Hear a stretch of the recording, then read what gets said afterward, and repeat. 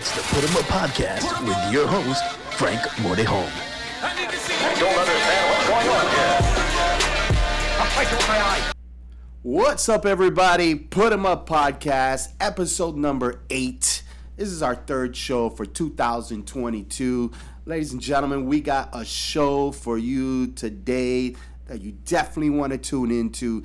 This is the type of show that you got to call your friends, your family, tell them, yo, podcast is on. Come check it out. This is going to be a good one.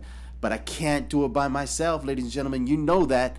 That's why I have Mr. Patrick Regalado. What's up, Mr. Frank? What's How are you, buddy? No, man, I'm good, man. I'm good. I'm a little off the weather today, man. Are you a little off today? I'm a little off. Well, it's okay. I mean, it's like I haven't stopped seeing you because I was virtually with you all weekend. Yeah, but don't let those rumors fly, man, because then, I get those phone calls, and all that stuff. And, okay. Only Friday and Saturday. Well, there you go. Only Friday and Saturday. Listen, I'm excited for today's show, man, because today, as you know, we both went to a show called RIZE Fighting Championships. It's a promotion here, local regional show. They do in West Palm Beach area. And we went over there because we want to see what all the hype was about. We wanted to see. And not only that, we got great seats too. Yeah, with cage side. Listen, Armando definitely was a good host, and we were there for a couple of reasons. One, to cover the show, but basically to see for ourselves what all the controversy's about, what all the talk is about. Like, listen, I get it. Any publicity is good publicity, whether they're talking bad about you or they're talking good about you. But as long as they're talking about you, right? Absolutely. So I wanted to see for myself, to get the data, to get the experience, and match up, apples to apples and oranges to oranges. So what's being said on the internet, on social media, as opposed to truth. And what is the truth? What did you think about that? I thought it was a great show. Of course, we had great seats. I thought the fights were good. Yeah. I do have a couple of things to talk about. Okay. That's about the show itself. All right. And we'll get into that with our very next guest, by the way. Well, who's our guest? Well, talk to me. You're right. We have a great show today. Okay. And we are very proud to. It's not like I was lying or anything. To have in the studio. Well, today is Tuesday. And we're very proud to have in the studio today the president and CEO of RIZE Fighting Promotion, Mr. Armando Gonzalez. What's up, boys? There What's he is. Right, there all right, he is. all right. Armando Gonzalez in the house, people. Armando Mr. RIZE himself Gonzalez. in the studio. Time for some action. Absolutely. Let's get it. Mr. RIZE. Is that what you called him? That's what it did. Mr. RIZE is in the of house. course, man. Of Listen, course. No stranger. I'm here to rise you guys up. Yes. No stranger to the mic, because during my research I saw that he used to do a show himself. Okay. On the RIZE. There On the you RIZE. go. On the RIZE. So know no that. stranger to the mic himself.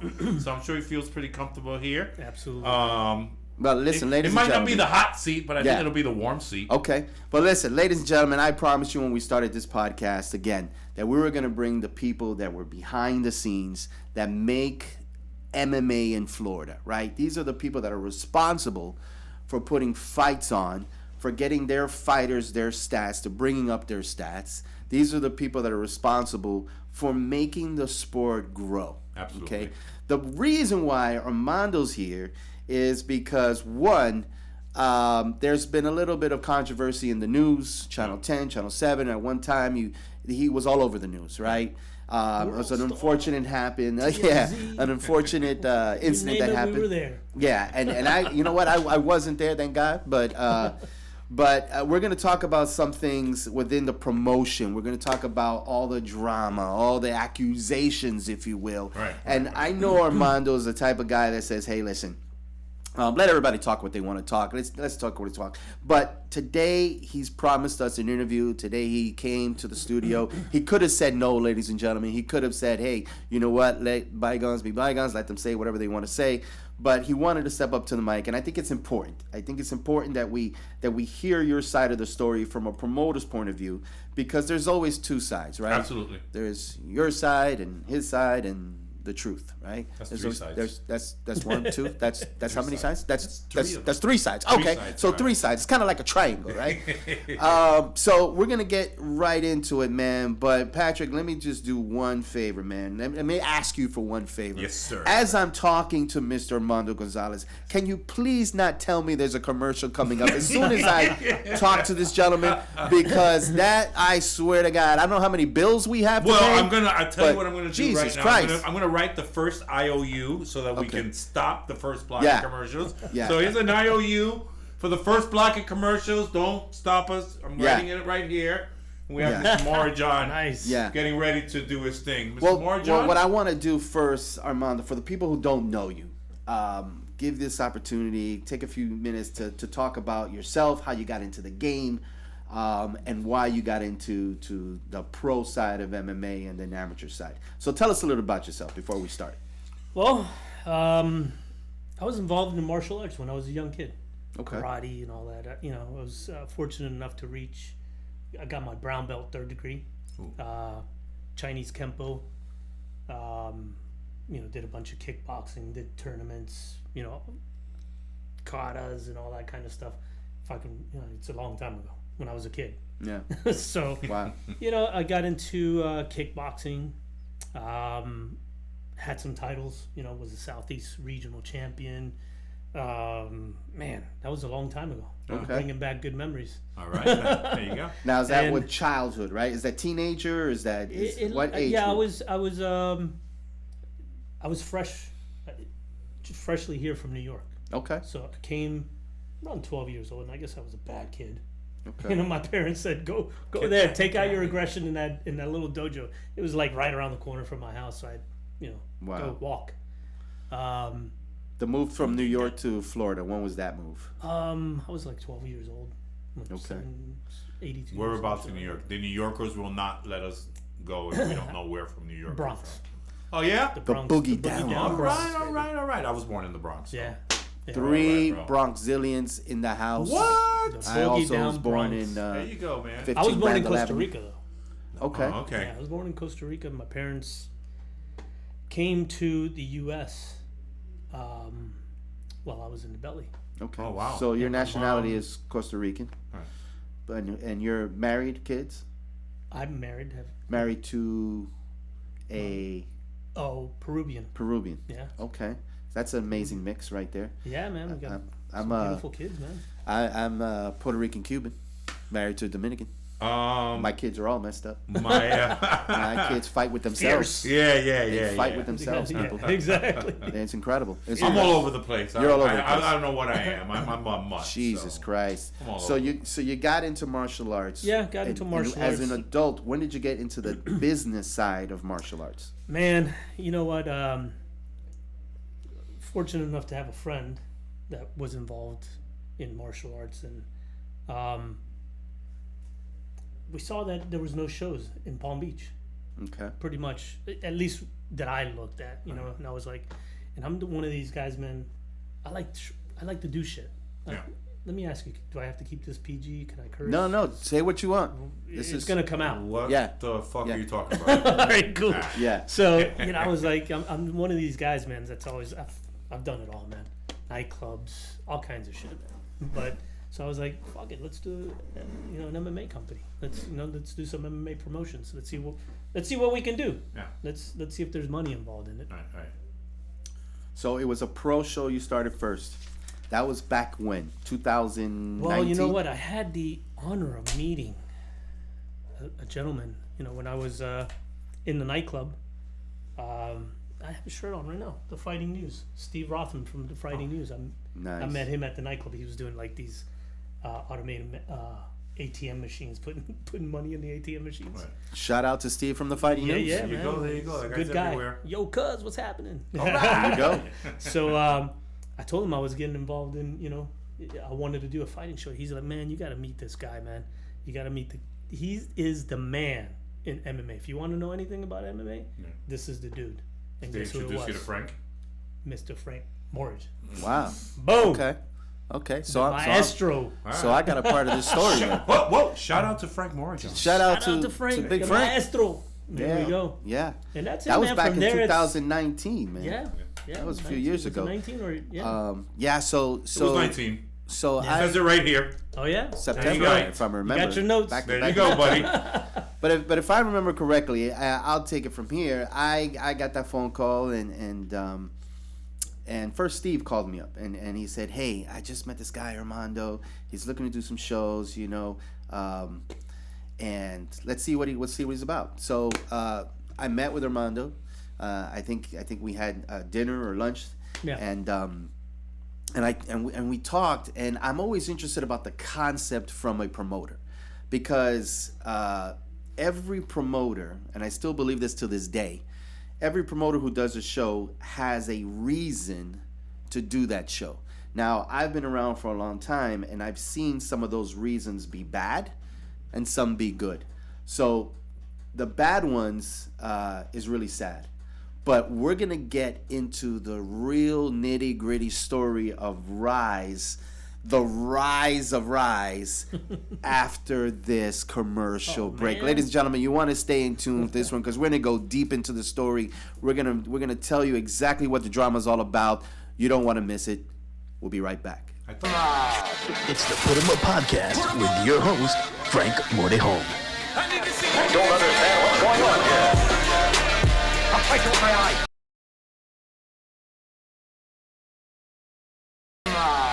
It's the Putemup Podcast with your host, Frank Mortejon. I don't understand what's going on here.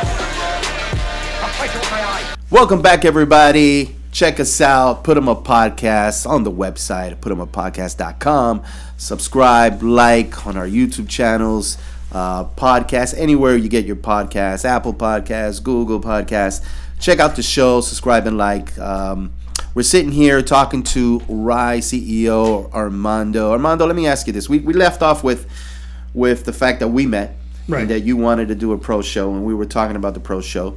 And you were going through the ropes, right? You were learning as you went, because again, the boxing commission gives you the license, but there's no training whatsoever, right? They're like, here you go. And I'm fascinated by that, because in real life, when you get your driver's license, you don't pay for your driver's license and say, okay, get in a car and just learn for yourself. That's impossible. They give you the driver's license book. You have to take the test. You have to understand it. So I don't understand why they don't do the same for this sport. But it is neither here or there. So you learned the relationships with the boxing commission, right? You learned how to deal with that.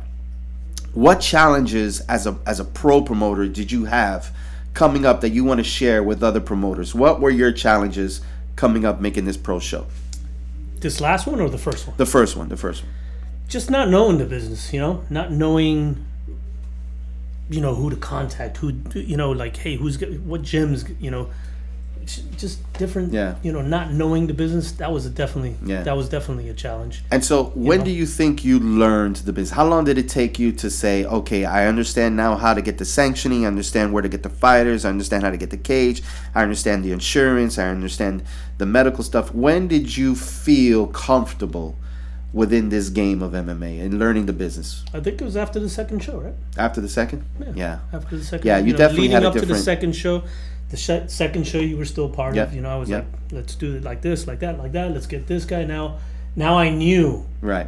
Yeah. No. Definitely, there was a change in the second now I show. knew the surroundings. Like, hey, I got to go to this gym. I got to go to top team. It's not only American top team, even though they're all over the freaking place. Yeah. Now you got Hard Knocks 365, Sanford. You got Fight Sports. You got a ton of different gyms. Now you're gonna start pulling from a bunch of different gyms, because Combat Club. If you remember, I don't know if you remember, but that first show, I think we had like 12 fights. Oh yeah, it was insane.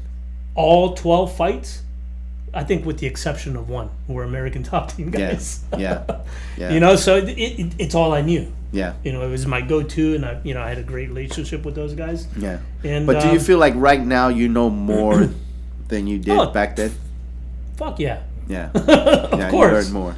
Yeah. So that's what's interesting about it. So you're now educated yourself because of the experiences and the lessons that you've learned. Absolutely. Dealing with fighters. Right. Dealing with coaches. Right. Dealing with managers. So you know what it takes to do a show, right? Now, how many shows have you done so far? Because I got 9, brother. I got 7. I got 8. I got 9. No, we got more than that. Well, I mean, you got 8, 9. Yes, 9. I got. I got 9. I got 9. And the reason why I got 9 is because I'm big on stats, right? Yeah. So I like, Tapology is pretty good. Shouts out to Tapology. MixedMartialArts.com, and it's sad because that's the official database of MMA here in the state of Florida. Did you count the underground shows?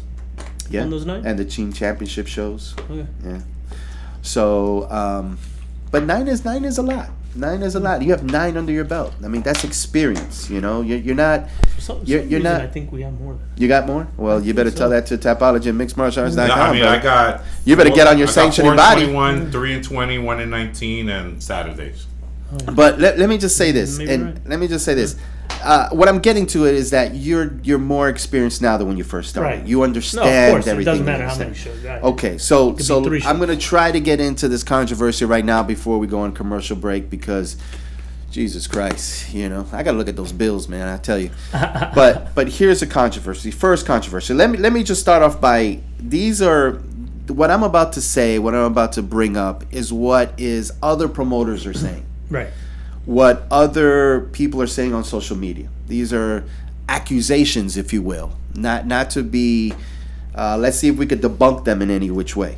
So one of them is that you, when I say you, I mean RIZE, put on fights the same time another promotion puts on their fights. The same day they put their fights on, you put your fights on. And let's just say it the way it is, right? We're not holding anything back.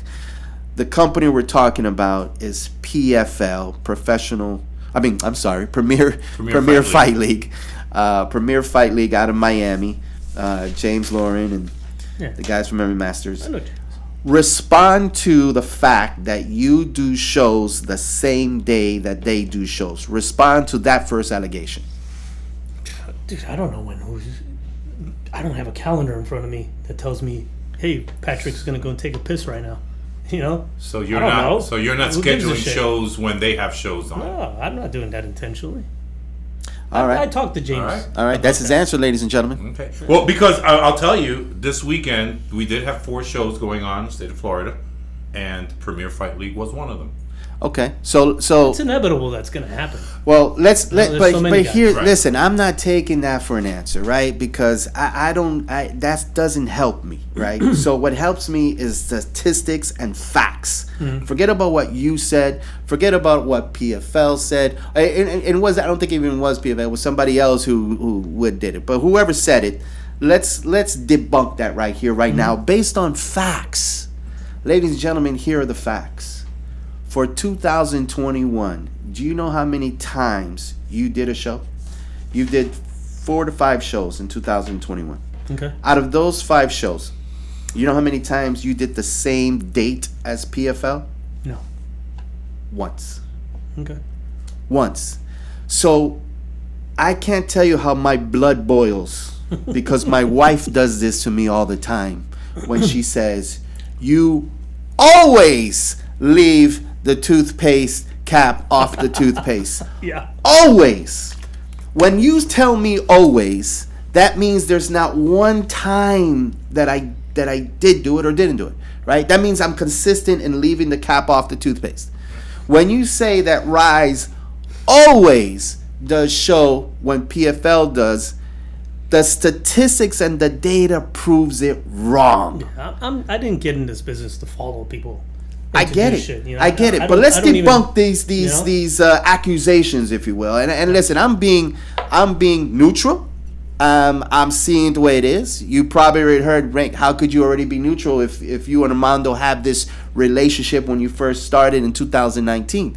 Well, listen, I think Armando came on this show and it says a lot, right? Because he could have said no and he could have said, hey, I'm not going to grant you this access or this interview.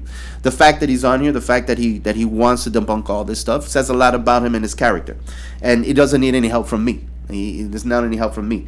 So, but I'm a statistics guy. I'm a fact guy. Don't tell me something that is not true. And listen, for everybody who says that RIZE does the shows just like PFL, we can now say that that is false. Now, if you want me to break down the dates, ladies and gentlemen, I will break down the dates. PFL did theirs November 20th. RIZE didn't do theirs November 20th. PFL did theirs September 18th. Yes, RIZE did theirs September 18th. That's one show out of the 5. PFL did June 12th. RIZE did July 17th. PFL did April 10th. RIZE did May 15th. PFL did February 6th. RIZE did March 20th. So, ladies and gentlemen, based on facts, I'm sorry to tell you, but there's no substance to that. All right, so I think that's dead. We can move on to the next one. All right. Go ahead. All right, so let's talk about. Oh man, let's talk about. Let's talk about. Well, I want to. I want to talk about something about this week's show. Okay, because I was about to go into. You know what? Fighters not getting paid to come to your show. That's a big one for me. Mm-hmm. But you know when we're going to talk about that subject? Take a guess. After this damn commercial break, man. After we pay some bills. After we pay some bills. Ladies and gentlemen, we're going to get into what was put on Facebook. Let's just go right into it. What was put on Facebook against RIZE? Now, listen, if he's wrong, he's wrong. We're going to figure that out today. And I'll be the first one to say, hey, if I can influence any way, I can. But ladies and gentlemen, let's be honest about this and let's be open-minded about this, right? Let's be neutral. Let's be neutral. All right, but we'll do that as soon as we come back. Don't leave. We'll be right back. It's the Putemup Podcast with your host, Frank Mordeholm. I don't understand what's going on here. I'll fight you with my eyes. It's the Putemup Podcast with your host, Frank Mordeholm. I don't understand what's going on here. I'll fight you with my eyes. Welcome back, everybody. Putemup Podcast, episode number 8. Follow us, like us, share us, do all that to us. We don't mind. Check us out on YouTube. If you Check want to us look out at on us. YouTube channels, Putemuppodcast.com. Hey, if you want to be a guest, go on the website. There's a form right there. It says, hey, I want to be a guest. Fill it out and see what happens. Roll the dice. Ladies and gentlemen, we are talking to Armando Gonzalez, the owner of RIZE FC, a pro amateur MMA company in the state of Florida. He built his company back in 2019. He's here to address some controversy, some accusations, some things that were said that weren't very nice, right? But listen, I'm staying neutral on this, and I'll say that again, and I'll put facts against anybody's comments to this day. Right. Like, if you're going to come to me with some stuff, yes, we will bring it on this show and we will address it, but we're going to address it with facts. Not with what he said or she said, but with actual facts. Now, if those facts stand strong as what you're saying, then we will address it and ask Armando, about that and how he's willing to change it or not change it. Right. So let's continue on with the conversation about this Facebook posting that some person put out there. He put like a 10-page paragraph on his experience with you and RIZE. Mm-hmm. Now, basically, a couple of things he was saying was that his fighter didn't get paid for his airline from out of town. I believe he's an amateur fighter, right? So talk to me about what you know about that situation and what are the rules? What is the regulations that a promoter has to pay or doesn't have to pay as far as a fighter coming into your organization? Well, I mean, every promoter knows the regulations of Florida. I mean, it's a regulation. It's amateur has their regulations, professionals have their regulations. You're not supposed to pay an amateur fighter more than $50. And that's travel or whatever it is. You can't give them more than $50. So how can I cover, travel? You want me to get in trouble? You want me to get my license pulled? Yeah. So why get people from out of town that have to travel? I don't. They call us. Yeah. So they have to cover if you're an amateur fighter from out of state and you want to fight for RIZE, you have to pay for your travel. In Florida, yes, you do. Yeah. Yeah, I mean that makes sense. I wish it could get, I wish that rule could be, ousted, from the Florida Boxing Commission, but So for the person who wrote the statement that they had to pay for their own travel, they had to, and they also said that they stayed in an Airbnb and not a hotel. What was that about? no contest. No comment? No comment. Huh. Can't elaborate on that. So you're But pleading you what? read it. Were you pleading the fifth or is it Pleading the the fifth first? on that What, one. All what right, do you so plead? I mean, so the I'll guy plead the stayed in fifth an on that. Airbnb. I don't know. Was he promised a hotel? I'm not sure. But Well, according- Armando's right here. Let's ask Armando. Armando, was I he don't wanna- promised a hotel or not? If you want to plead the fifth, plead the fifth. But that says a lot. I mean, but read his comment. His comment was that he'd rather do an Airbnb than a hotel. He stayed at an Airbnb. Yeah. Yeah. But was That's it nice, pa- isn't it? Isn't it better than a hotel? Yeah. Okay. Hell yeah. But was it funded by him too, or was it funded by you? I plead the fifth on that. Plead the fifth. Okay, that says All a lot. right. That says a lot. So Okay. here's my point of view on this whole thing, right? So clearly the comment was, But you can answer your own question yeah. by reading his comment. Should we read his comment? Read the comment, Well, I mean, and you'll get it. My eyes with my headache. I got a migraine of a headache, brother. all right. I don't want to So read that. if they, wrong. even if they, I mean, look, something. There's got to be something a little bit more underlining than not being able to stay at a hotel or staying. Well, in the only reason why I'm pleading the fifth is because I can only give a fighter $50. Gotcha. I got give that. anything I other got than that when that. you were saying that. So Yeah. okay, so I get that part of it. I don't know if the guy wanted to get the fighter experience where he stays at a hotel and probably orders room service and all that stuff. I don't know if that was the case, but he seems to have some kind of gripe with you. The travel expenses, as we just found out, is not something that you can cover. Right. Housing, well, we kind of read between the lines there. So what is I don't really know. the guy's problem? What is it? Oh, I have man. no clue. Look, so this guy's even admitting that. And listen, this is what I love about social media is because once you put it out there, it's out there. Yeah, right? yeah. So he put your business out there, Mm-hmm.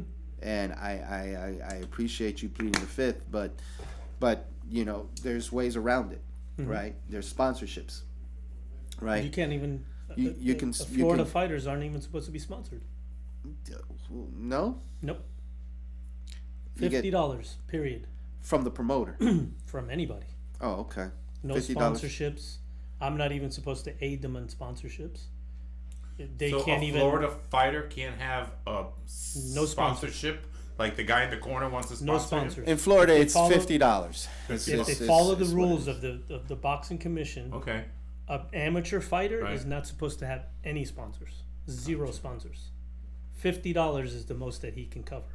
You ever heard of anybody being fined for not following that order? I mean, yeah, it doesn't. Nobody Follows it. Nobody. Well, that's what I'm saying. That's what I'm saying. Nobody I mean, follows it. Nobody gives a shit. So is that the only rule we're going to follow? Because we've talked about the Florida Boxing Commission on this show tons of times. Right. Yeah, Okay? yeah. So is this the only rule that we're going to accept and follow?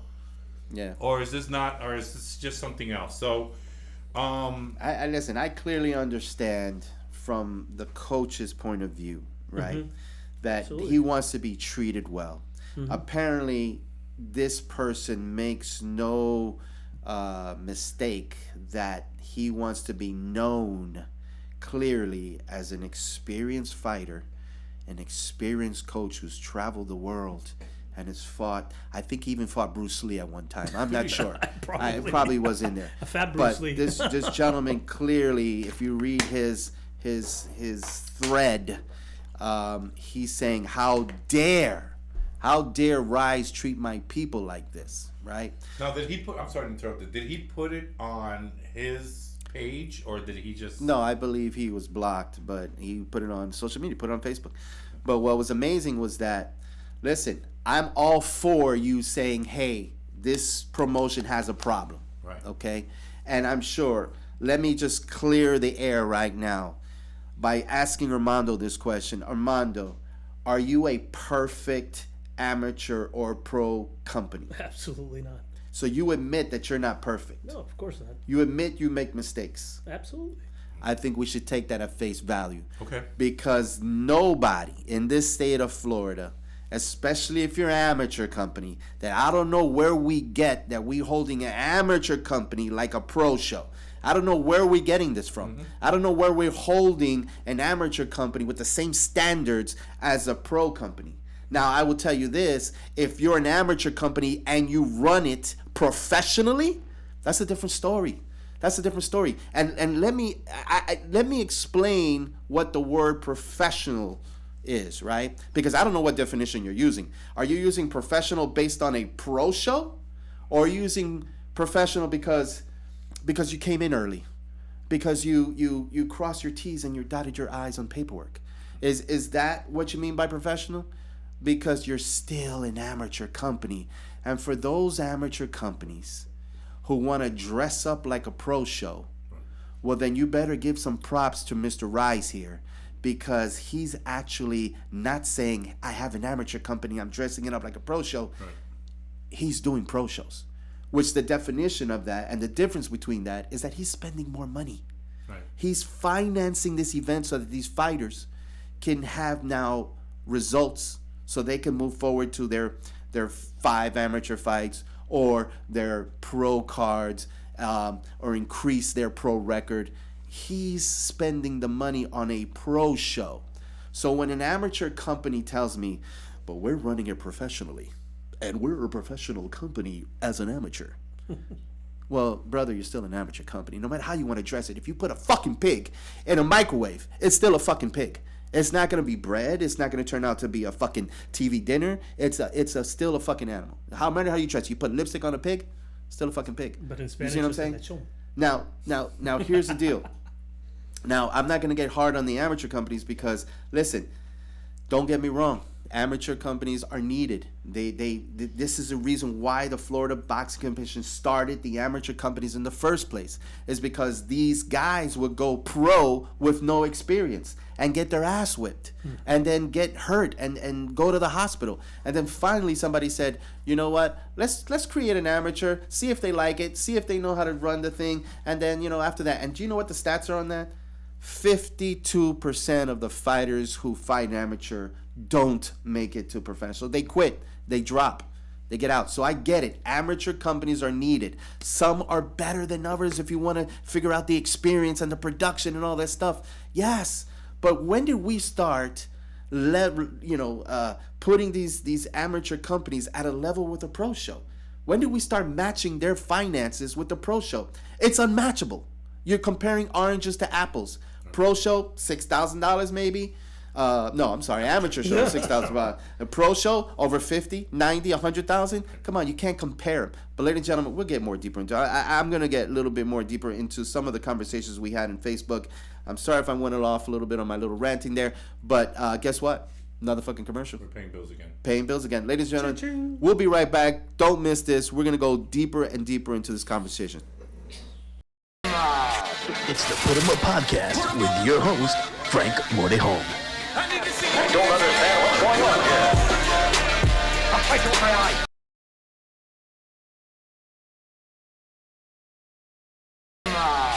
It's the Putemup Podcast with your host, Frank Mordeholm. I don't understand what's going on here. I'll fight you with my eye. Welcome back, everybody. Putemup Podcast, episode number 8.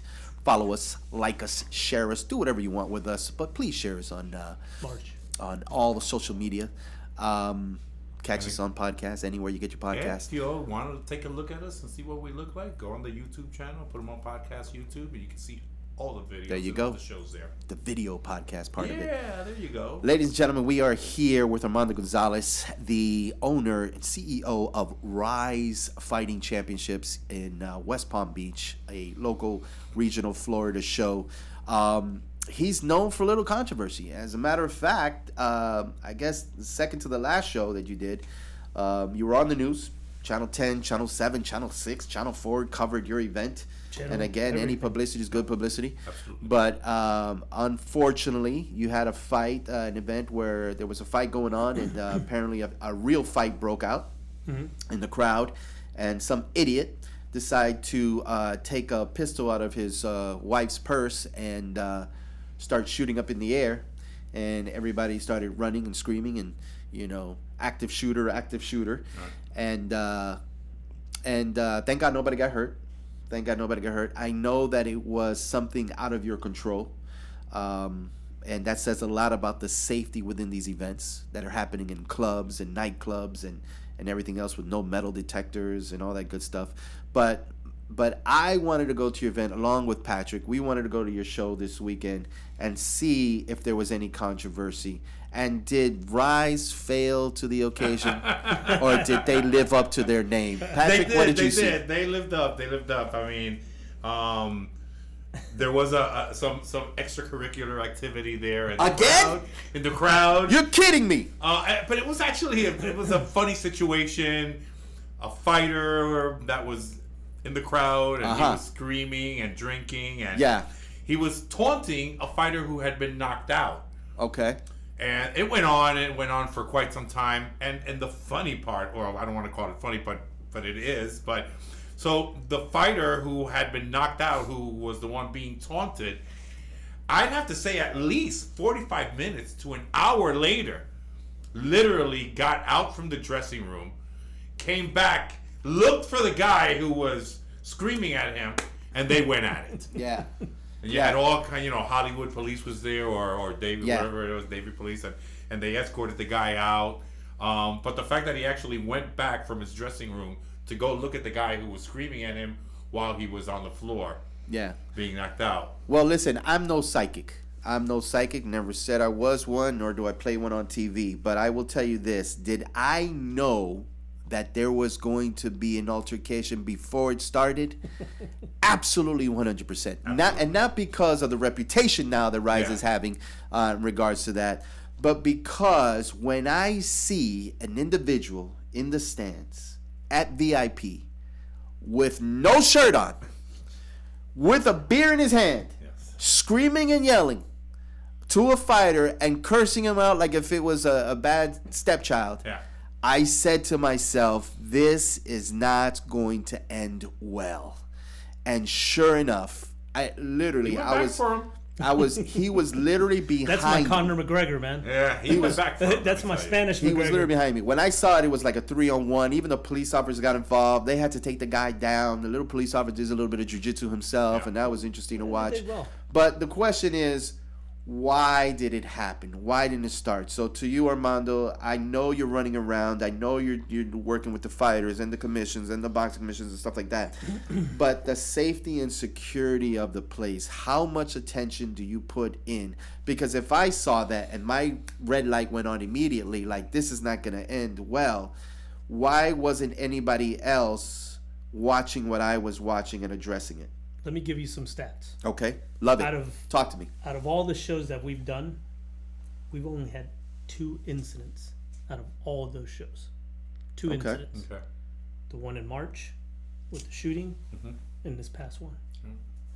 2 incidents out of the 9. 2 incidents. Okay. And you can't fault anyone for having incidents in the crowd. No, of course not. I mean, this guy was a fighter, so maybe you can fault him.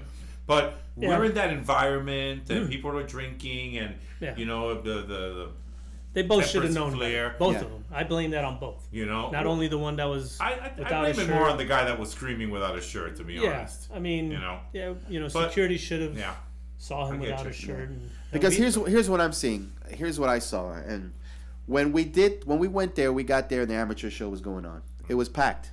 There was not a parking space available. We got in there and it was packed.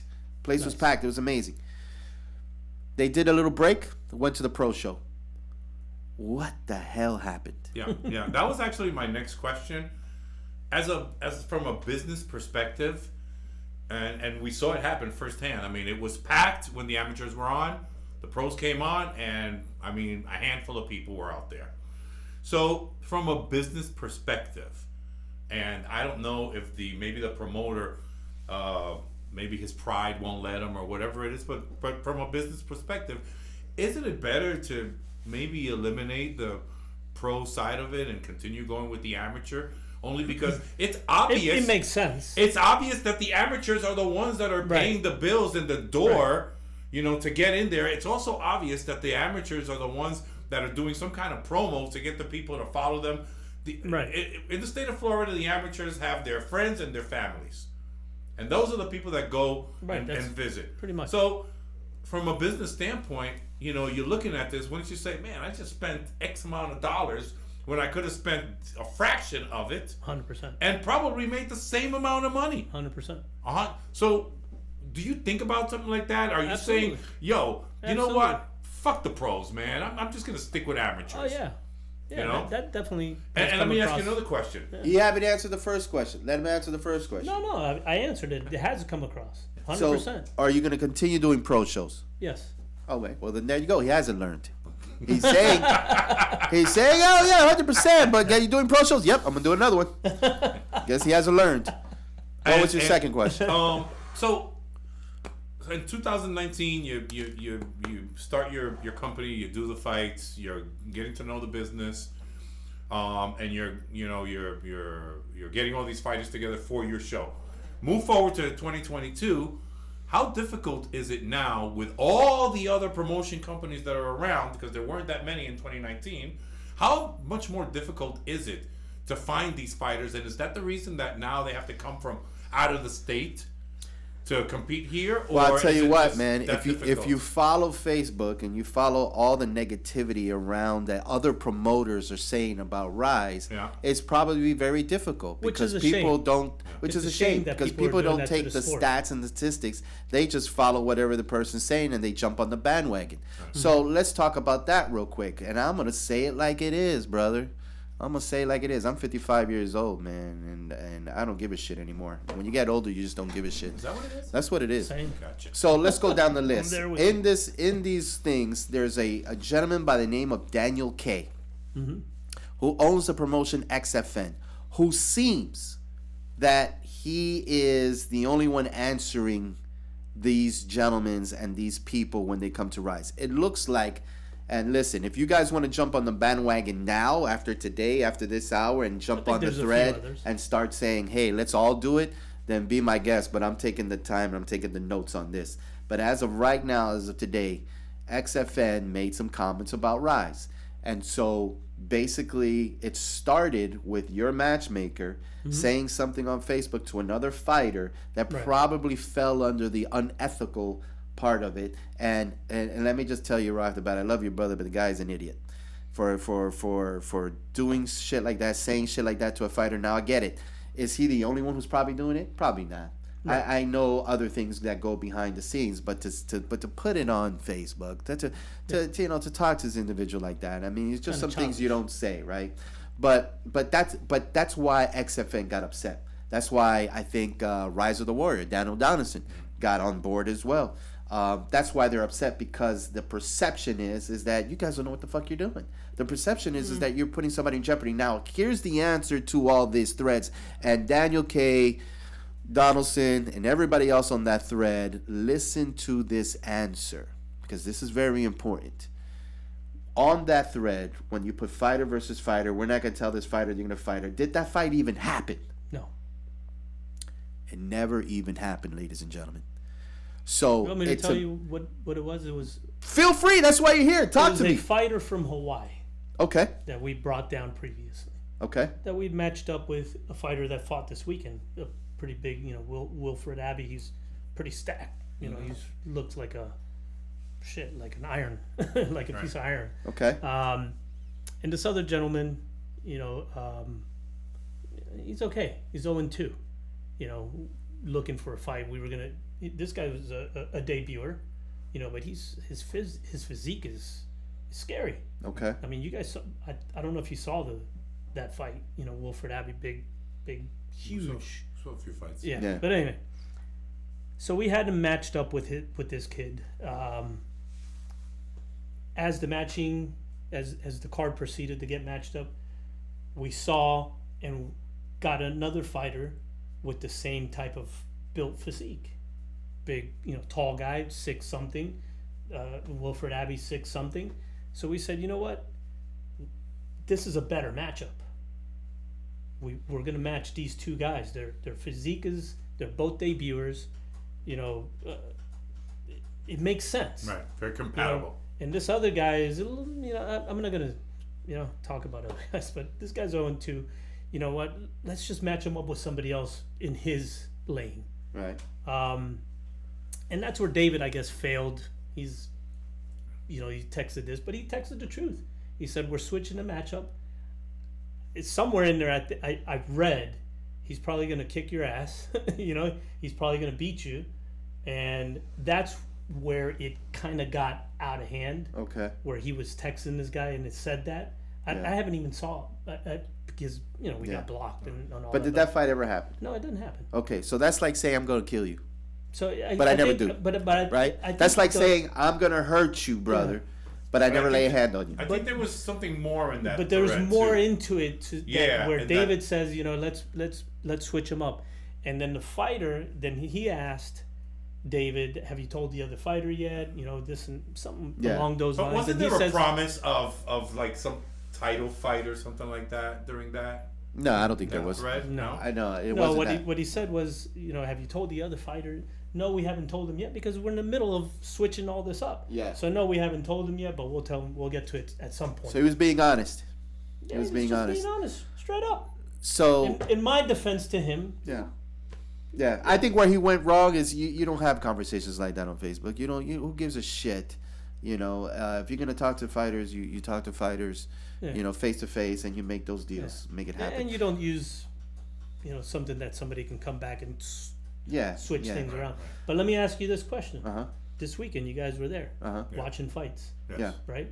How did those fights? What were your thoughts about the matchmaking on those fights? We're going to answer that right when we come back from commercial break, ladies and gentlemen, because that's a great question. I'm going to tell you exactly what we feel about that. Ladies and gentlemen, check us out. Don't go anywhere. Promise you, it's going to get good. It's the Putemup Podcast with your host, Frank Mordeholm. I don't understand what's going on here.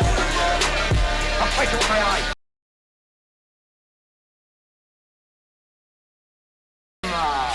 It's the Putemup Podcast with your host, Frank Mordeholm. I don't understand what's going on here. I'll fight you with my eyes. Welcome back, everyone. Putemup Podcast. Check us out, man. YouTube, everywhere you get your podcast at, Instagram, Facebook, you name it, we're there. Ladies and gentlemen, I just got asked a question in regards to the RIZE show. Ron, you want to ask me that question one more time? Or do you want me to just go ahead and answer it? The question was, we were at the show, and how did the matches match up? Were there any mismatches? And I'm going to answer that. No, I didn't see any mismatches whatsoever. I thought that each fight was matched well. But I will tell you... Amateur and pro? What was that? Amateur and pro? Amateur and pro. Both. I thought that they were matched very well.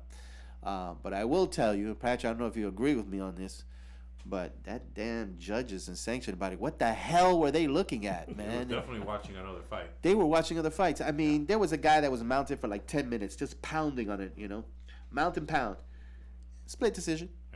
What? Yeah. In the world were they looking disagree. at? Now, I know that doesn't fall on you directly, but it says something about this amateur Yeah. sanctioning bodies, people. Now, if I were to go deeper and pull those 3 people out and see what training they had and what experience they had, I'm sure we could figure some things out. But that doesn't fall on you. That falls on the sanctioning body. Well, maybe it does fall on you because you hired the sanctioning body. Yeah. You hired the sanctioning body. But you know what? We're going to have the VP of Global Fighting Solution, who was your sanctioning body, here on this podcast, live in the studio, Mr. John Rivera. He will be here in part 2 of this conversation. And we're going to ask him. We're going to ask him how he ran things, certain things that were said about him and his things.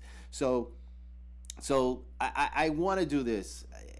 You seems like you've been getting a lot of hell from the promoters, from Facebook, stupid stuff that's happening with the matchmakers, shit that's on the news of people shooting guns, fights that are happening in there.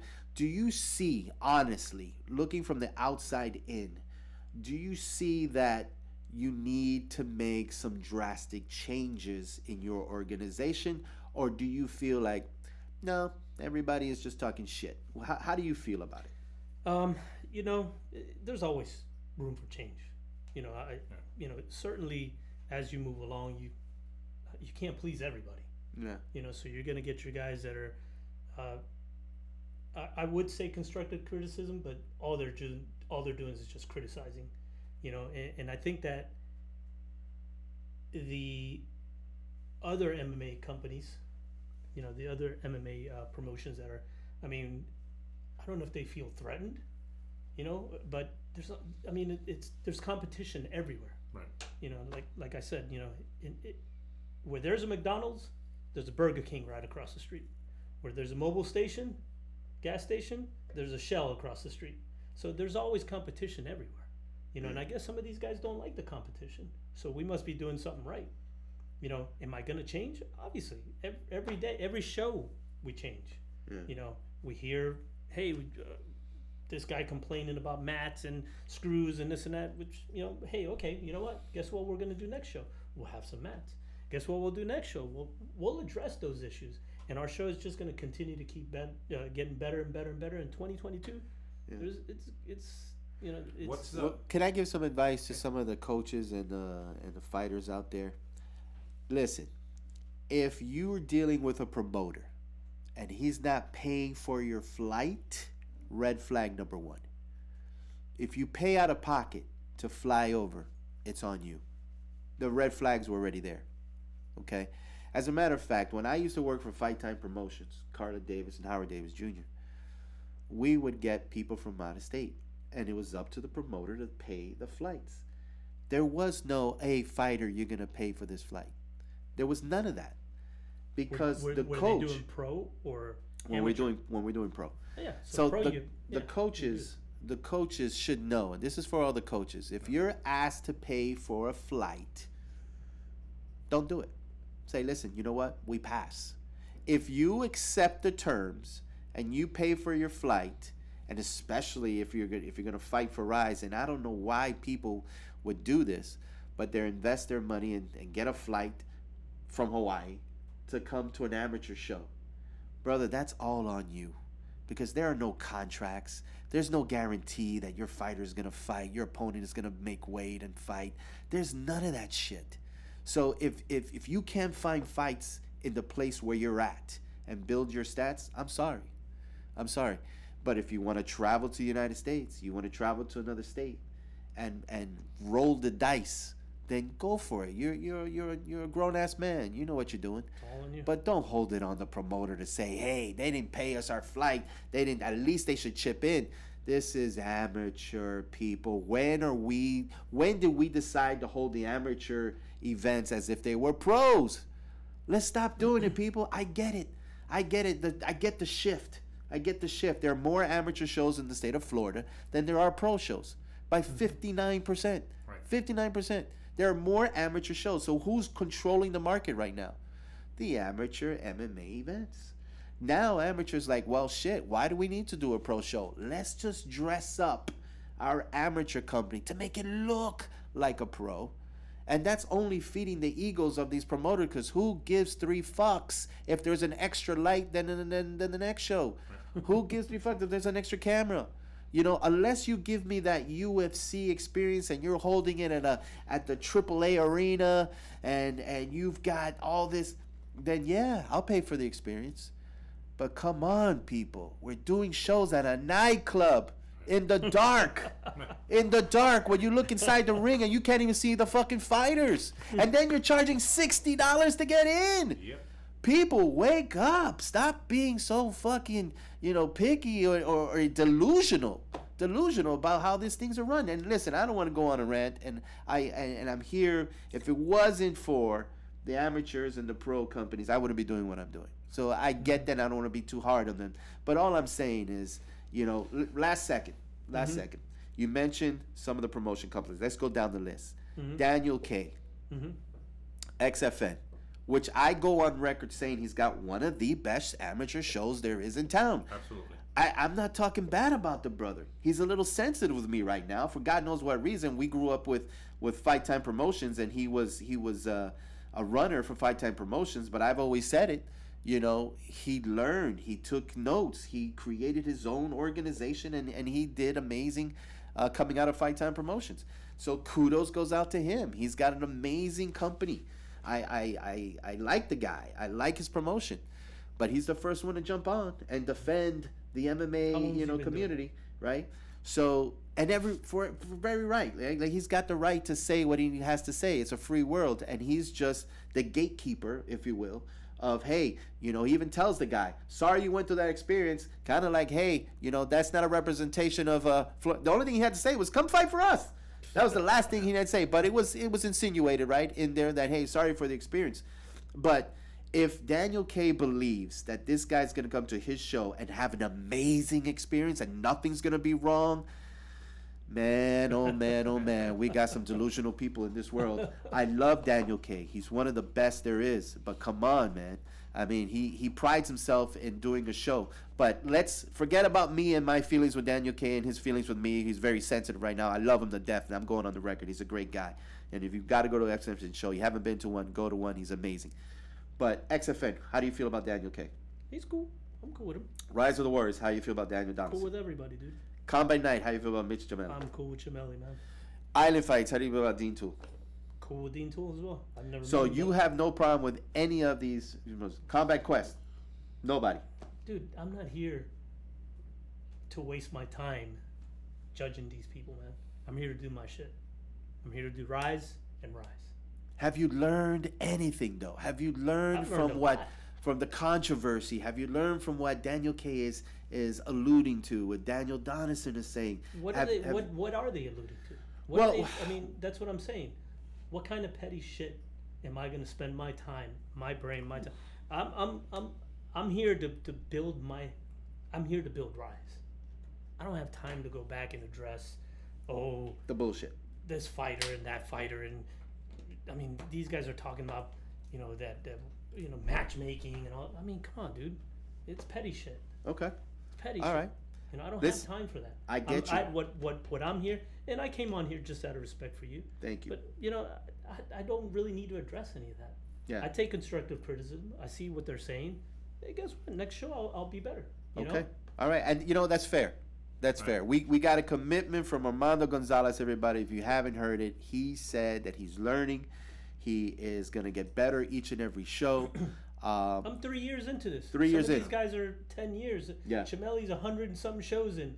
Absolutely. Daniel K's, 40 something shows in. I don't know how long they've been in business. Yeah. 3 years, dude. Yeah, 3 years. I'm already at certain level. And the controversy is what got him here to PutemupPodcast. So. Yeah, we had to address the controversy, absolutely. So let's do this. Final words. We'll give you the final words. When's your next show? Do you have anything planned? March 12th. March 12th. Yes, sir. West Palm or? We don't have we got some tricks up our sleeve. Okay. Yeah. All right. Yeah. Just I just want to mention one thing real quick. On Facebook, there is a group page called Florida Promoters, and Ross Kelly, he is the administrator for that. And all these promoters get on board, and Ross says, "Hey guys, I'm doing these dates, these fights, and these shows." I've been blocked from all those. You've been blocked from all those. So Ross, if you're listening, man, give the guy a break. Put him back on there so he can stop doing shows the same day as PFL. but Ross, I pick a date, and yeah. I mean, I'm not sitting here looking at. I can't. But let me ask you this: should Ross be doing that? Should Ross be asking other promoters it's okay that he's going to do a show? Because at the end of the day, that's what he's doing. Yeah, he's up. I mean, that's the show that's up in Jacksonville. Yeah, or some shit like that. I mean, it's Jacksonville. Yeah. I'm promoting down here in South Florida. But I get it. But this Facebook group page is all the promoters. They get together and they match dates. PFL chimes in and says, "Hey, I'm doing these dates." So what Ross is trying to do is say, "Hey, not everybody have different dates." So what am I supposed to do? Wait until I get this little window and then say I'm going to do a show on this date? Yeah. I'm going to do a show when I'm going to do it, man. Nobody's going to tell me when I can do a show. I hear you, brother. I hear you. I hear you. Well, that's your right, and Yeah. I agree. Yeah, hey, I man. think that I mean, if you have to ask, okay, so then now, it ain't your show. yeah, I hope that by you being here and talking and explaining everything Yeah. about yourself and the other promotion companies, I hope one thing happens, that you get unblocked from all these places on Facebook. I mean, Yeah. Hey, Give the guy a break. Yeah, ladies I and mean, you're gentlemen. like blocked I don't need a everywhere. break, dude. Yeah. I Alright. could give two shits, man. Tell you what, you know. last second, let's end this conversation. And first of all, I appreciate you coming out there and Thank you very addressing all much. this stuff. And Appreciate you I having me. wanted to stay neutral, guys, but at the end of the day, I get upset because there's no facts. There's no facts. There is just hearsay and this and that and somebody's opinion and somebody's experience. But listen, what I went to the show. I didn't get the same experience that these coaches did. I didn't get the same. And listen, I've been to shows. And for XFN, I love Daniel K. I love him to death. He does well. He does great. He also mentioned comment. Listen to this comment. Frank, you've never been to any of our shows. Ladies and gentlemen, that's a false statement. I have been to his show. I think I've been to 2 of his shows out of the 70 that he's done. I've been to 2 in the Fort Lauderdale, right across the beach in that Marriott area, and it was a great show. And matter of fact, I was there because he invited me to help me promote one of the other shows that we were doing, and he was, he's always been a great supporter of Florida MMA events, and he invited me to the show. I got to see it was Mike Gattuso who was actually, doing the sanctioning for that day. It wasn't Umuf at that time. So, but my point is that he made a comment that's not true. He says it as if it is, but the facts of the matter point out that it's not. And all I'm saying is that when you talk about RIZE and you talk about anybody, whether you talk about Combat Knights or XFN themselves or Combat Quest or Rise of the Warrior, that you don't go by what people say, but by the facts. Yeah. You know what I'm saying? So I'm just thinking about this.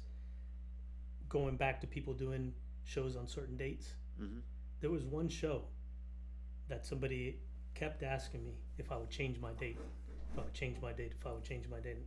No, hey, this guy was known for doing his shows in Fort Lauderdale. yeah, So I figured that, you know what?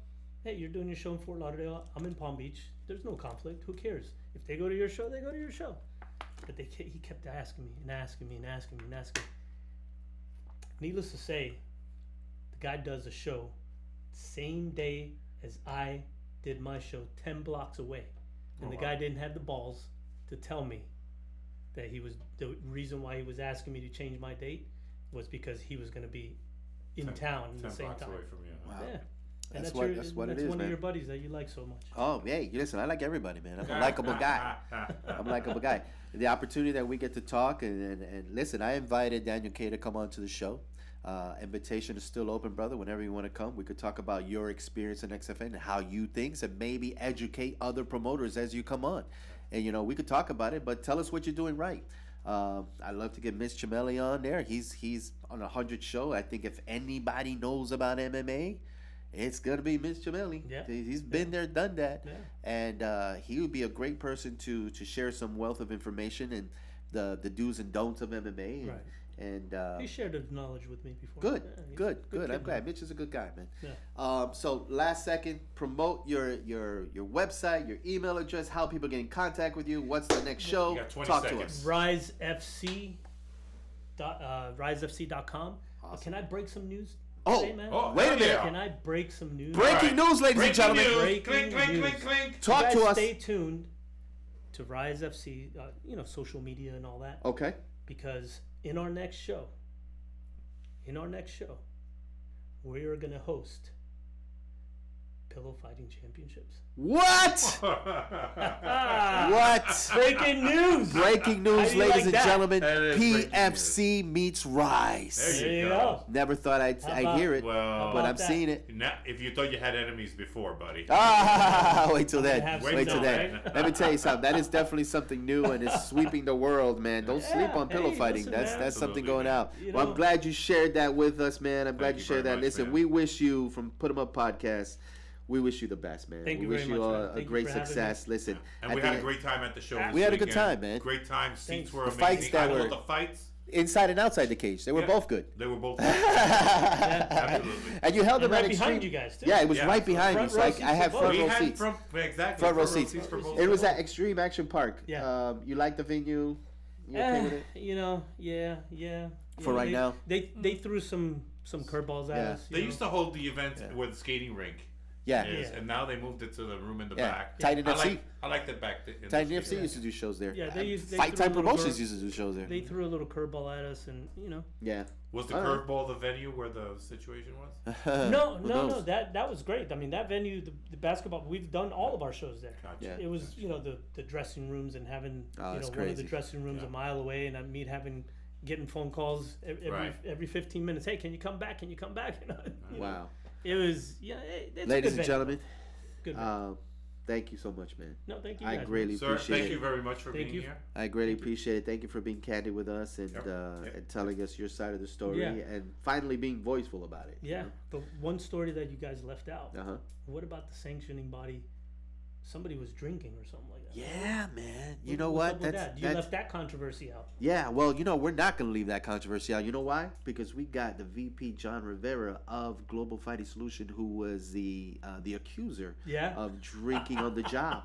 So we're going to get down to the nitty-gritty of these stories. Who knows? man. Maybe I bought him that drink. Who knows? Right? Maybe you did, Maybe man. you did. Maybe you But did. we're going to get to That the bottom of controversy's that, gonna too, be- man. We're going to get to the maybe bottom of the maybe bottle. Armando from RIZE is the one that bought Next the thing drink. you know, There you Armando go. was the bartender as well. He was giving More out drinks. controversy. Yeah, There you controversy. go. Armando You know? is supplying drinks to his employees. That's it. Ladies and gentlemen, check us out. We'll be right back with John Rivera, the VP of Global Fighting Solution, who was the sanctioned body to RIZE that night. We're going to go over some stuff that, again, was said on Facebook, and some of the controversy. We'll deal with that as soon as we get back. Ladies and gentlemen, on behalf of Mr. Armando Gonzalez and RIZE and Patrick Regalado, we'll see you on the next episode. Wow.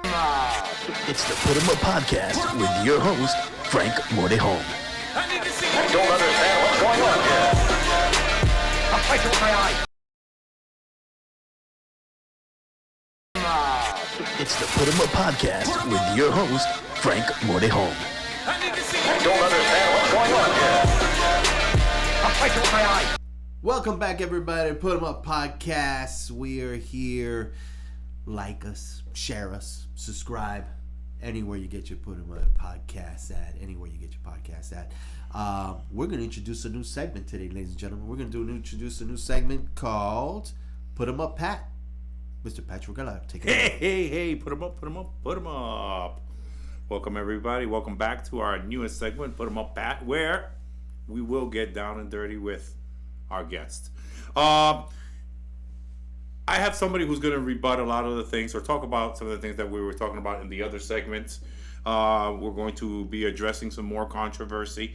I'm very happy to have with us the Vice President of Global Fighting Solutions, Mr. John Rivera. John Rivera! Sir! How are you? Thank you for the invitation. That's great. Good. I'm very happy to have you here. We've known John for quite some time. I remember John from back in the Fight Time Promotion days. Certainly come a long way. A fighter before that. The Muscle Bot, in case you guys haven't heard it. Yes. And now he is the Vice President of Global Fighting Solutions. How'd you fall into that? How'd you get into this position? Well, as a matter of fact, I used to be independent judge for RIZE FC. And Mike Gattuso was the sanctioning body for RIZE FC. Right. And seeing my dedication for the fight sport and my professionalism and how I conducted myself and ran the events and assisted at running the events, he asked me, John, would you like to come on board? Now, I did not expect the title. I'm thinking just to help out. And then when he presented me, you're the VP of Global Fighting Solutions, it was an honor and a pleasure to do so. Terrific. All these years of being in the industry and working for somebody else, you finally get a chance to show everything that you've learned. Yes. So I want to get into some controversy right away. That's what Put 'em Up, Pat is all about, man. We cut to the chase. So we were at the show this past weekend, RIZE Fighting Championship held in at the Extreme Race Car, where your company, Global Fighting Solutions, was the sanctioning body. And I'm going to be honest. I was there. I was cage side. I saw John doing his job, running around all over the place. So I didn't see anything wrong for him. So it was to my surprise when, Monday comes along and we start reading, Facebook passages and all kinds of posts and all that. And part of it, and I'm going to get right into it right away, part of it had to do with alcoholism and drinking on the job and all sorts of things. So you're here on this platform to address that, dispel it, so that we can continue moving forward. So, first of all, dude, were you drunk at the event? No way, no shake, All no right. form. No drinking at the event. And here, with clarity, anyone that knows me in the combat sport, I'm a very professional. And as a matter of fact, I follow the regulations, the regulatory standards of the Florida Boxing Commission. Right.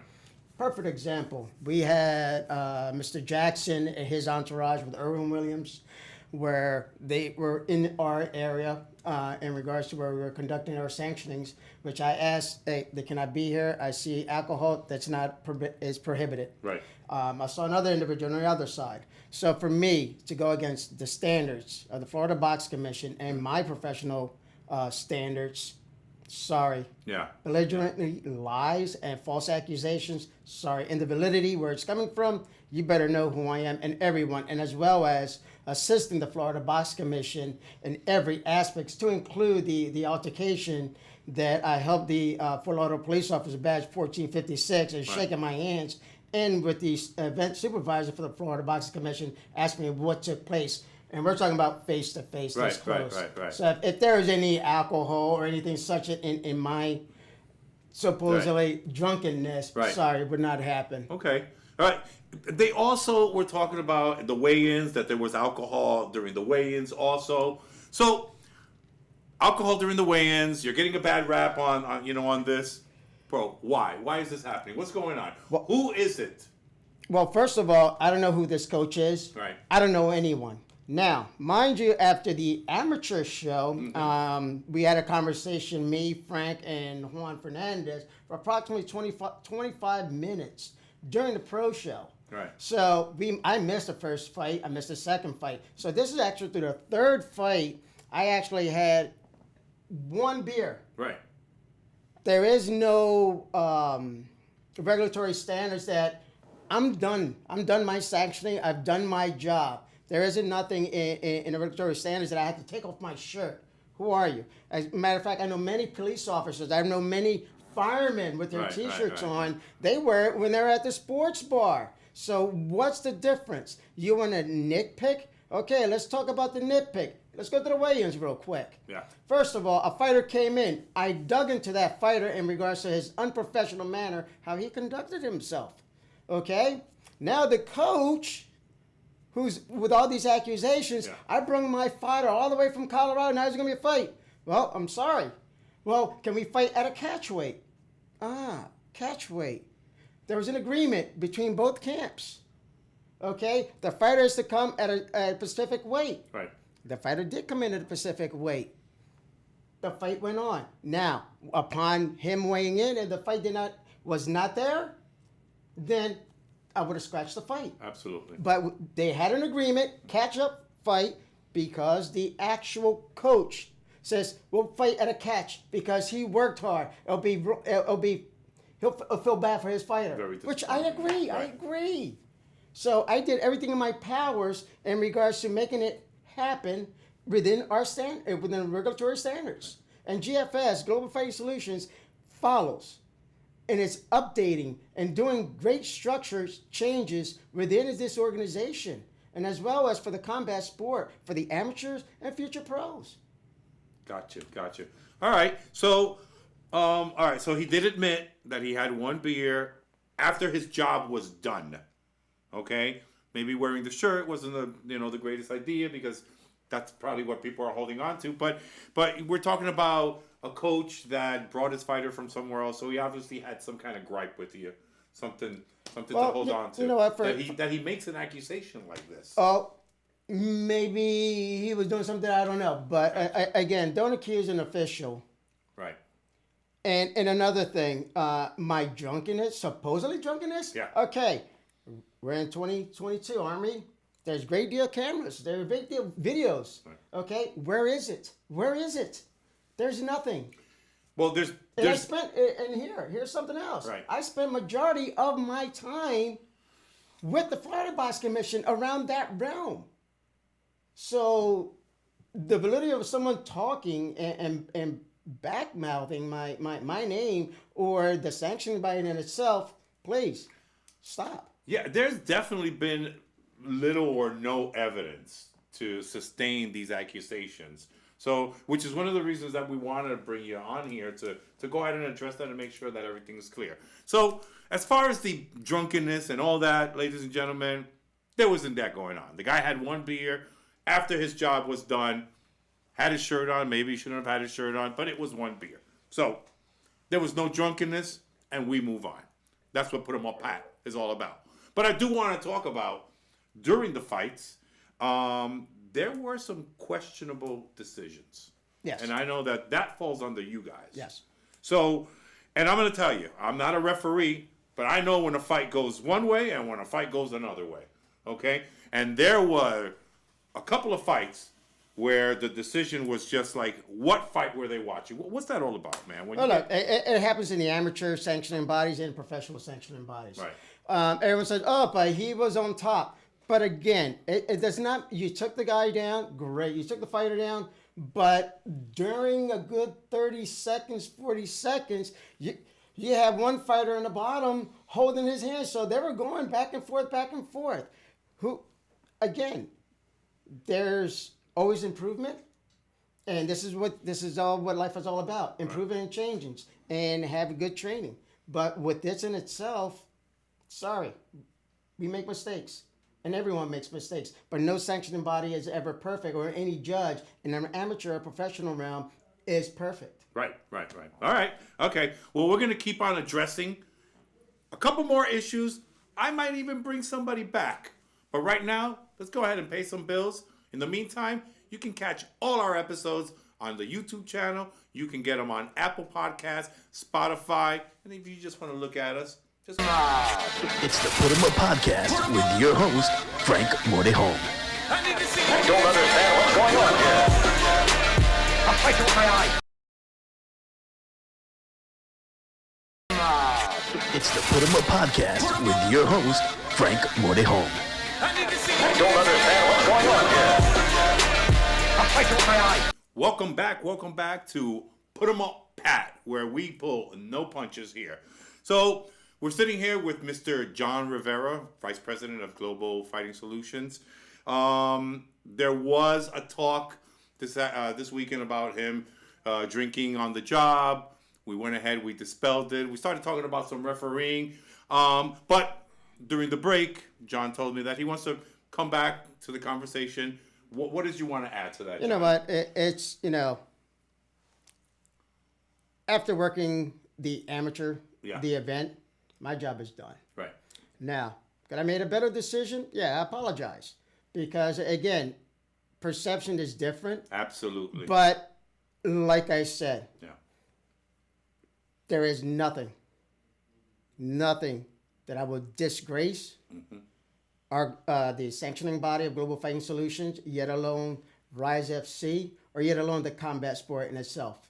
I'm very ethical. And something that was just brought up, you know what? Mistakes happen, but you learn from that. Absolutely. But it's just like an individual. There always growth in achievements and understanding. Now, with me wearing my shirt, I wasn't expected to stay there that long. But it was at the end of the night. I wasn't working. So again, this is not a licensed shirt. Okay. It's an official shirt. Right. Yes, I'm off. Whatever I do, that's my personal agenda. Okay? All right. But again, should I make better mistakes? Reframe and change my shirt? Gladly. That may have been a good idea. But we're glad that you came here and you talked about it. I'm glad that you cleared the air. And it shows, listen, everybody makes mistakes, but it shows the growth that you've been having in this sport, that you went from fighter, like I said, I remember you from the Fight Time Promotion days, and now you're vice president of one of the leading sanctioning bodies in the state of Florida. So that has a lot to say with your growth and everything that's happened. As far as that, if anybody wants to address any other issue with him, I'm sure that you could be contacted through social media, through Global Fighting Solutions, and if you guys want to bring it up with him, you can go right ahead and do that. Correct. Okay, so I wanted to go back and talk about some of those questionable decisions. Now, yeah, you can preface it. You can say, oh, the guy was doing this while he was down, but I don't think in this particular fight wasn't one that it was a fan favorite. I mean, everybody in the crowd was booing. It was just a bad decision altogether, and there were a couple of those that night. I mean, in your position, as being from Global Fighting Solutions, does that put a damper on the show? Does the promoter have to worry about these things? Because that also affects the promoter. People will be like, yo, those are bullshit fucking decisions. I don't want to go to that show anymore if these guys are going to get the bad decisions or the wrong decisions. So what impact does that have when you have bad decisions at an event like that? Okay, it's all about growth. Okay, bad decisions are everywhere, and it does happen. All right. Okay, and granted, it could be your most dominating, but again, it's all about growth and retraining and restructuring. But again, it's learning. Okay, again, Putemup Pat, we pull no punches. And I don't know if I should be saying this, but during one of those fights, I spoke to somebody that was working there. And they were like, I don't know what the fuck happened with that fight. But that's not the way I saw it.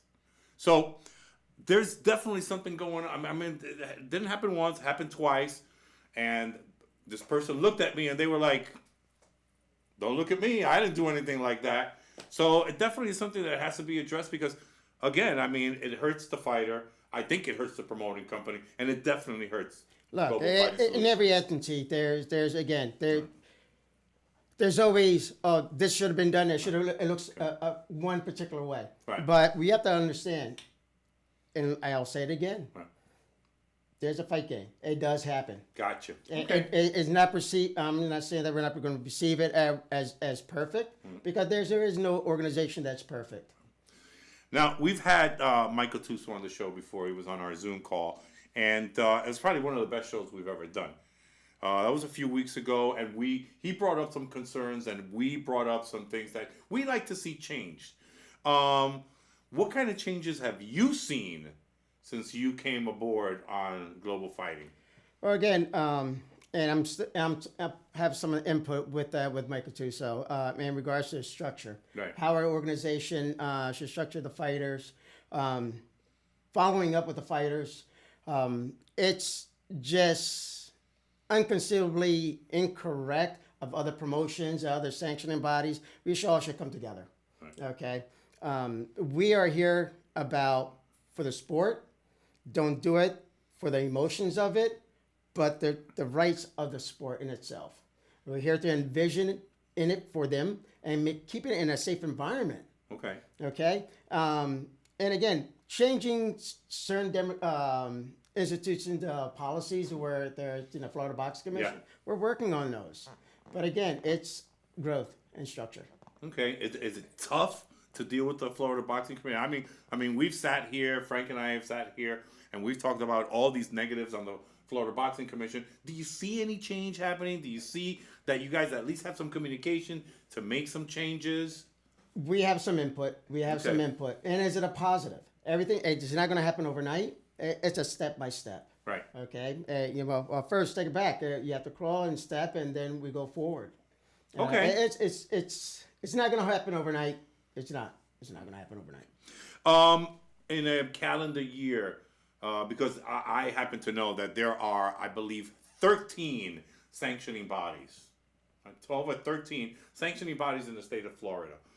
You guys being one of the more dominant ones, are you finding it more difficult to not only be the sanctioning body for a particular promotion company, and as far as getting the rules and adhering to the rules and making sure that not only you guys are adhering to the rules, but the promotion company and the venue. Are you finding it difficult that these people are contributing either to not adhering to the rules or adhering to the rules and making the show better?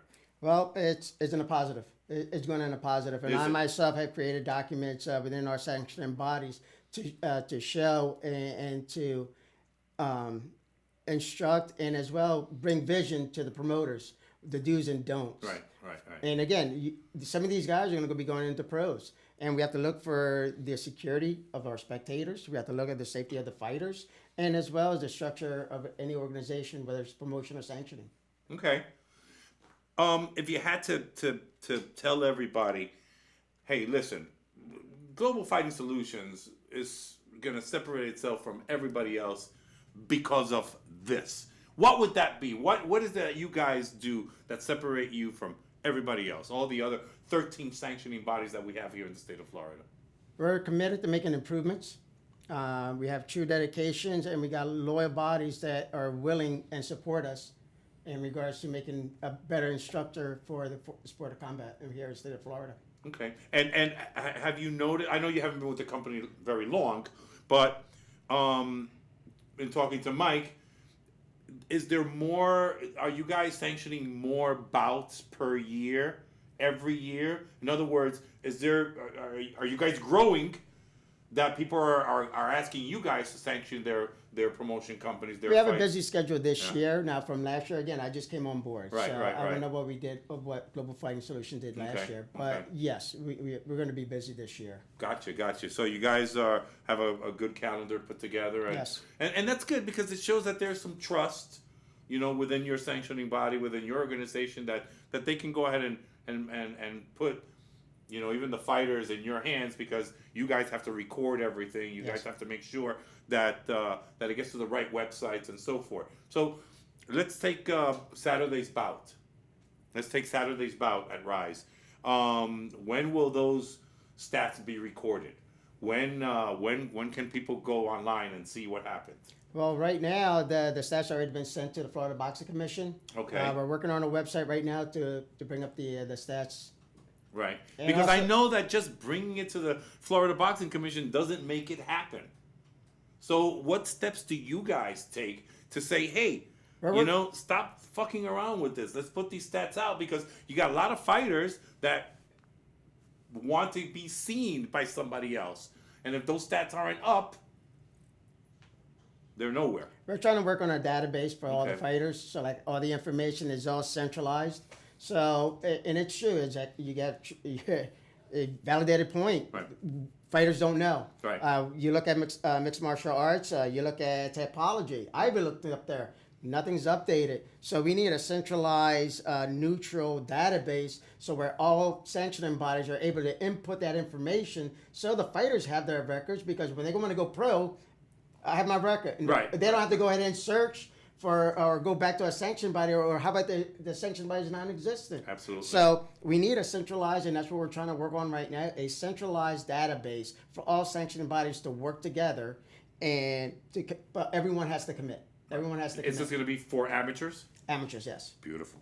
I think that's exactly what's needed to put some organization, into. And it's tough. It's tough, Pat. And there's fighters out there that want to go pro, and they can't find anything at all, and it's a shame. Right. Like I said, mixed martial arts is the only database, from my understanding. Right.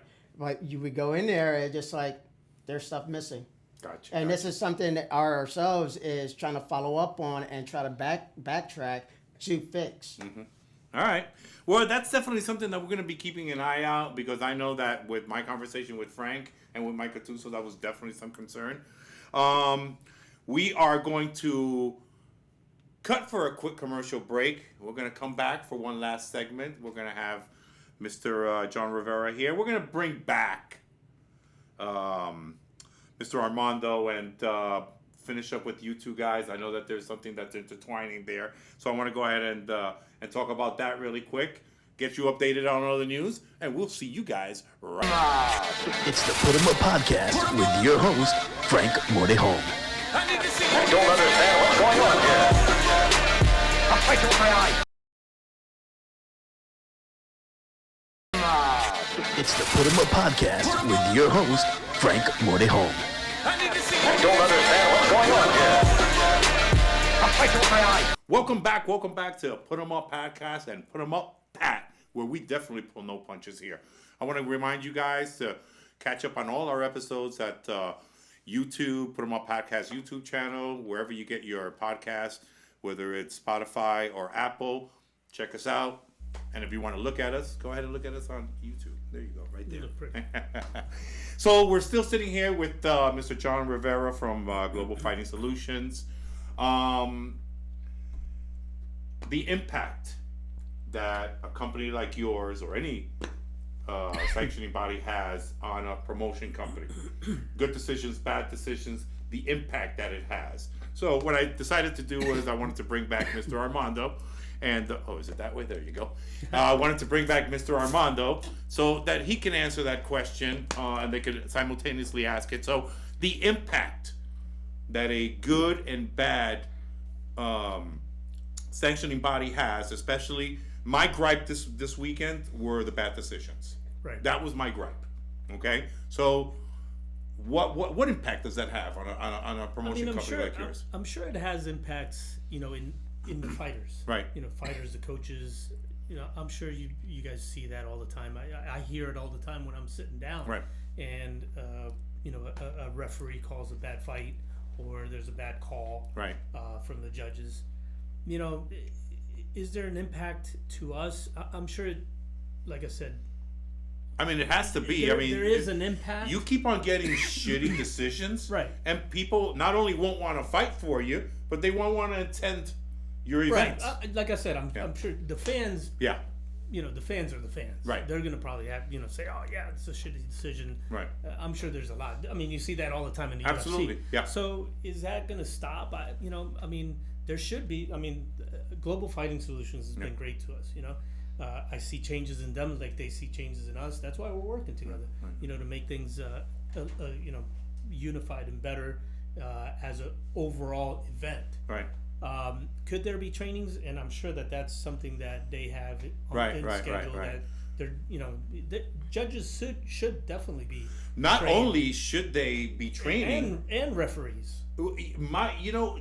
Like after a weekend, like me, I'm complaining about the decision. So do you guys on Monday, Tuesday sit back and look at some tapes and go, you know what, bro, this really was a bad decision. What's up with this? Do you guys go back, look at some tape? Do you look at the cards? What referee voted for who? Is that something that you guys do or should be doing? Or Well, to be honest, I looked at that this past Sunday, and I looked at it again today.